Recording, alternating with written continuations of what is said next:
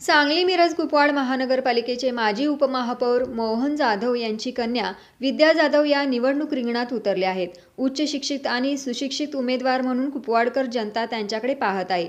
एकंदर उपमहापौर असताना मोहन जाधव यांनी कोट्यावधीची विकास कामे कुपवाड परिसरात केली आहेत। याचा फायदा प्रचार दरम्यान त्यांना होतानाचं चित्र दिसत आहे।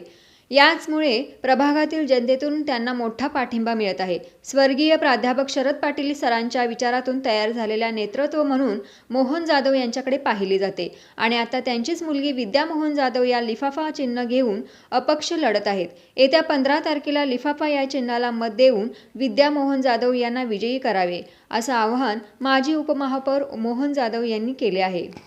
क्रमांक 1 मध्ये माझी मुलगी विद्या मोहन जाधव ही निवडणुकीसाठी उभी आहे। आता फिरत असताना आम्हाला मागच्या अनुभवाचा पुरेपूर्ण उपयोग होत आहे असं दिसतंय, कारण मी उपमहापौर असताना प्रामाणिकपणे काम केलेलं आता नागरिक जाणवून देत आहेत। आपल्याला उत्तम प्रतिसाद आहे। आपली सीट निवडून येण्यास कोणतीही अडचण नाही।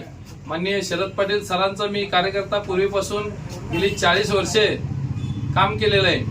त्यानंतर माननीय सुधीर दादा गाडगीळ यांच्या माध्यमातून गेली 5-7 वर्षात 50 कोटीपर्यंतच्या कामांचे आज आपल्या वार्डामध्ये काम केले, तर त्याचा पुरेपूर्ण उपयोग होऊन आपली सीट निवडून 100% येणार। काय अडचण नाही, काय नाही।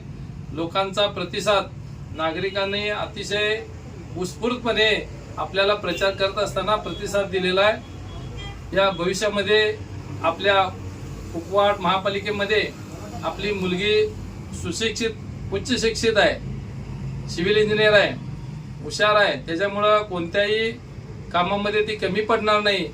त्याचबरोबर माझ्या कामाचा अनुभव तिला, माझा उपयोग चांगल्या पद्धतीने होईल आणि मी त्याला तयार करून या पुढच्या भविष्यामध्ये तिला सेवा करण्याची संधी मिळेल अशी आशा करतो आणि 2 शब्द संपवतो। दिनांक 15 तारखेला आपल्या महापालिकेचं मतदान आहे। सर्व नागरिकांना एक विनंती आहे की सकाळी लवकर उठून त्यांनी मतदान करावं। कुणी मतदान चुकवू नये। माझ्या मुलीचं चिन्ह आहे लिफाफा। पिवळ्या मशीनवरती बटन दाबून प्रचंड मताने मुलीला विजयी करावं असं एक विनंती करतो आणि थांबतो।